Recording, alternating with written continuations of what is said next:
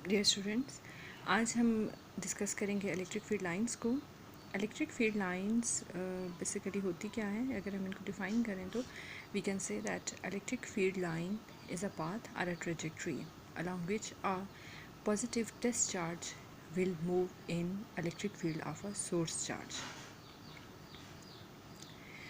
And for example, इसको पहले एक एग्ज़ाम्पल से समझते हैं, फिर इसको मज़ीद डिस्कस करेंगे।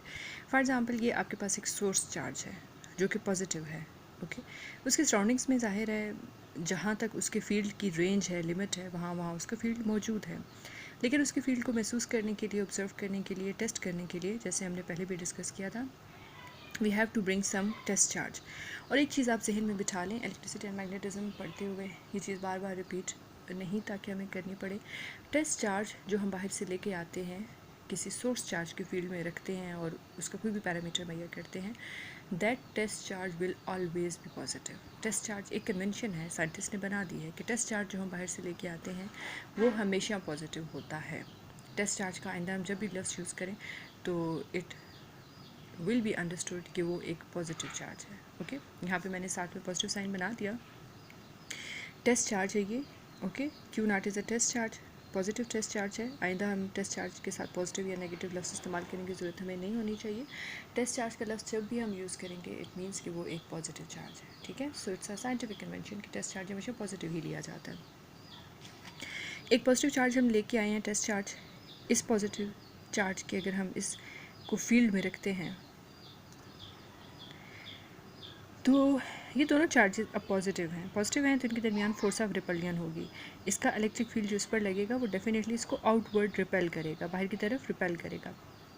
दैट्स वाई ये एरो हेड्स जो हैं ये डायरेक्शन ऑफ इलेक्ट्रिक फील्ड को रिप्रेजेंट कर रहे हैं और ये बता रहे हैं कि फॉर एग्जांपल इस चार्ज को हम यहाँ पर रखते क्यू नॉट को, तो ये पॉजिटिव इलेक्ट्रिक फील्ड, ये पॉजिटिव चार्ज जो इलेक्ट्रिक फील्ड जनरेट करता है वो आउटवर्ड डायरेक्टेड होता और वो इस चार्ज को बाहर की तरफ रिपेल करता। अगर यहाँ भी हम रखते तो इस एरो के अलांग मूव करता हुआ बाहर जाता। अगर हम यहाँ पे क्यू नॉट को रखते तो इस एरो के अलांग मूव करता हुआ बाहर जाता। अगर यहाँ रखते तो इस तरह से, यहाँ दरमियान में अगर कहीं रखते तो यहाँ पे भी एक फील्ड लाइन ड्रा की जा सकती है क्यू नॉट।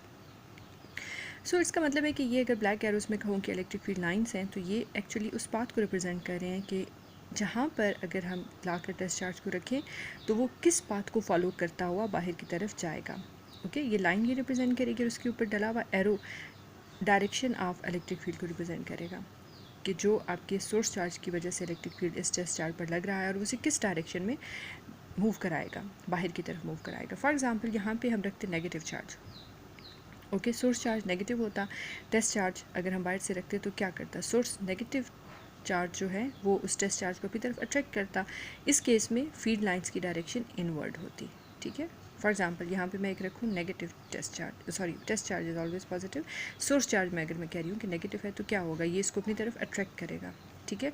और ये इस रास्ते पे मूव करेगा और एरो हेड की डायरेक्शन इनवर्ड हो जाएगी क्योंकि वो उस पॉजिटिव चार्ज को ये नेगेटिव सोर्स चार्ज अपनी तरफ अट्रैक्ट करा रहा है, ठीक है। सो इस केस में आपकी फील्ड लाइन ये हो जाएगी। So field lines are the path, are the trajectory जो रिप्रेजेंट करती है कि आपका जो टेस्ट चार्ज है वो किस पाथ के अलांग मूव करेगा। और साइन ऑफ द एरो या आपका जो वेक्टर नोटेशन है एरो की वो रिप्रेजेंट करेगी कि वो किस डायरेक्शन में मूव करेगा, आउटवर्ड करेगा या इनवर्ड करेगा, ओके। और एक और चीज़ कि आपकी जो फील्ड लाइंस होती हैं ये इमेजिनरी पाथ्स हैं। इमेजिनरी पाथ्स मतलब ये कि फ़िज़िकली यहाँ वाकई कोई लाइनें नहीं खिंच जाती, कोई लाइंस आपकी ड्रा नहीं हो जाती या कोई फ़िज़िकली वो आप लाइंस को यहाँ महसूस नहीं कर सकते। ये एक हमारी इमेजिनेशन है, हम इमेजिन करते हैं कि वो इस स्ट्रेट लाइन के अलांग मूव करके आया होगा, राइट। यानी फ़िज़िकली वहाँ वो महसूस उन रास्तों को नहीं किया जा सकता, बट प्रैक्टिकली आपके जो चार्जेस हैं वो इसी तरह से स्ट्रेट लाइंस के अलांग ही मूव कर रहे होते हैं। लेकिन स्ट्रेट लाइन के अलांग मूव करके वो अपने पीछे लाइन ड्रा नहीं करते थे। तो ये जो हम ड्राइंग करते हैं ये हमारी एक अपनी इमेजिनेशन है, अपनी एक इमेजिनेशन का स्केच होता है जो हम बनाते हैं। फील्ड लाइंस अदरवाइज़ वहाँ मौजूद हैं, ठीक है। प्रैक्टिकली उनकी एग्जिस्टेंस इस सेंस में है कि वाकई आपका चार्ज एक स्ट्रेट लाइन के अलांग मूव करके आ रहा होता है और इन्हीं डायरेक्शंस के अलांग आ रहा होता है। लेकिन जो हम स्केचिंग प्रॉपर कर देते हैं ये स्केचिंग वहाँ फिजिकली मौजूद नहीं होती, हम अपनी अंडरस्टैंडिंग के लिए बिल्डअप करते हैं। फॉर एग्जाम्पल, अब नेक्स्ट एक एग्जाम्पल है आपका, ये है पॉजिटिव चार्ज और ये है नेगेटिव चार्ज। अगर दो चार्जेस को, एक पॉजिटिव और एक नेगेटिव, उन्हें अगर करीब करीब रख दिया जाए तो उनकी फील्ड लाइंस क्या होंगी, इस तरह का आपको एक पैटर्न मिलेगा। पॉजिटिव जो आपकी चार्ज होगा उसकी फील्ड लाइन्स हमने वहाँ पर देखा कि आउटवर्ड ड्रॉन है, जो नेगेटिव है उसकी क्या होगी, इनवर्ड थी।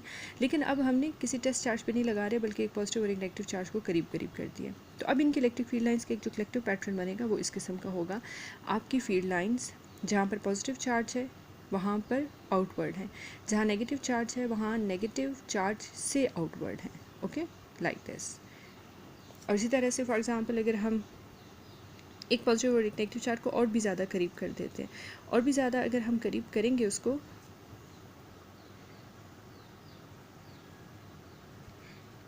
ओके ये आपके दोनों पॉजिटिव चार्जेस हैं, सॉरी इसको ये करेक्शन कर लें, ये दोनों पॉजिटिव चार्जेस हैं बिकॉज ये आपकी फील्ड लाइन्स एक दूसरे को रिपेल कर रही हैं, अवे जा रही हैं एक दूसरे से। ये भी पॉजिटिव चार्ज है, ये भी पॉजिटिव चार्ज है।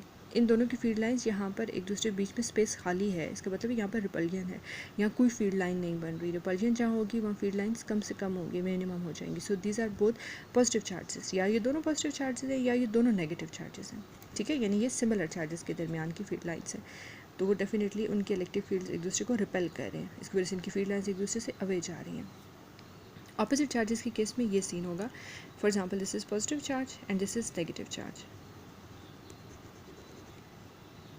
And this is positive charge, this is negative charge. तो फील्ड लाइंस क्या हैं, पॉजिटिव चार्ज और नेगेटिव चार्ज की एक दूसरे को अट्रैक्ट करती हैं। अट्रैक्ट करने का मतलब है कि ये यहाँ से स्टार्ट हुई पॉजिटिव से और ये नेगेटिव पे आके टर्मिनेट हो गई। फील्ड लाइन पॉजिटिव से स्टार्ट हुई, नेगेटिव पे आके टर्मिनेट हो गई, पॉजिटिव स्टार्ट हुई, नेगेटिव पे आके टर्मिनेट हो गई। जहाँ ये चार्जेस एक दूसरे के करीब हैं वहाँ फील्ड लाइन्स भी ज़्यादा भी हैं, थिक भी हैं और उनके दरमियान का डिस्टेंस कम है।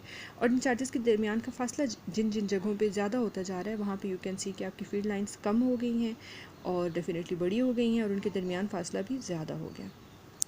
There are some basic properties of field lines. First one is tangent to lines of force give the direction of electric field at that point. किसी भी पॉइंट के ऊपर कोई इलेक्ट्रिक फील्ड आपने लाइन बनाई हुई है, फॉर एग्जांपल ये एग्जांपल ही ले लेते हैं, दिस वन, ये आपकी एक पूरी फील्ड लाइन जा रही है ना, इसके ऊपर इस पॉइंट के ऊपर अगर मैं कहूँ कि मुझे इलेक्ट्रिक फील्ड की डायरेक्शन चाहिए तो हम कैसे निकालेंगे, इस पॉइंट के ऊपर टेंजेंट ड्रा कर लेंगे। ये स्ट्रेट लाइन जो है वो टेंजेंट है ना इस कर्व के ऊपर। So electric field is at this point along this straight line. Electric field at this point is along this straight line. Electric field at this point is along this straight line. So उस एक point के ऊपर जो electric field आपको मिलेगा वो along the tangent to electric field line at that point होगा। ये tangent to बीच में ऐड कर लें आप। Second property is lines of force originate on positive charge and terminate on negative charge. अगर आपके ऑपोजिट चार्जेस कहीं पड़े हुए हैं, वो डायपोल्स भी हो सकते हैं, बहुत सारे केसेस आप आगे आगे चल के पढ़ेंगे जहाँ ऑपोजिट चार्जेस इकट्ठे पड़े हो, वहाँ पर फील्ड लाइन्स हमेशा पॉजिटिव चार्ज से स्टार्ट होंगी और नेगेटिव पे आके टर्मिनेट हो जाएंगी, ख़त्म हो जाएंगी। दोबारा नई फील्ड लाइन पॉजिटिव से बनेगी और नेगेटिव चार्ज पे आएगी, पॉजिटिव से बनेगी और नेगेटिव पे आके एब्जॉर्ब हो जाएगी। ओके, सो फील्ड लाइन्स हमेशा पॉजिटिव से स्टार्ट होती हैं, नेगेटिव पे आती हैं। Third property is the lines of force are drawn so that the number of lines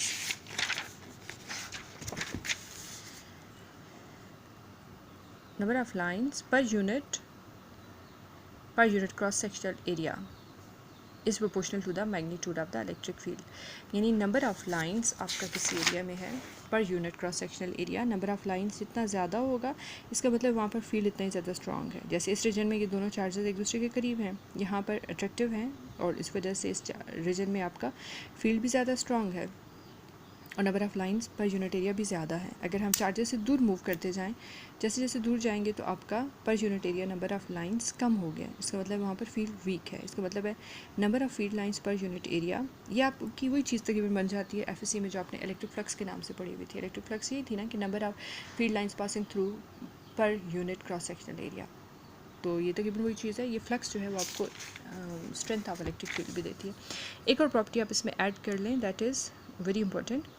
fourth one आप इसके कह सकते हैं, 2 or more electric field lines never cross each other. एक से ज़्यादा इलेक्ट्रिक फील्ड लाइन एक पॉइंट से नहीं गुजर सकती, 2 या 2 से ज़्यादा इलेक्ट्रिक फील्ड लाइंस कभी एक दूसरे को क्रॉस नहीं कर सकती।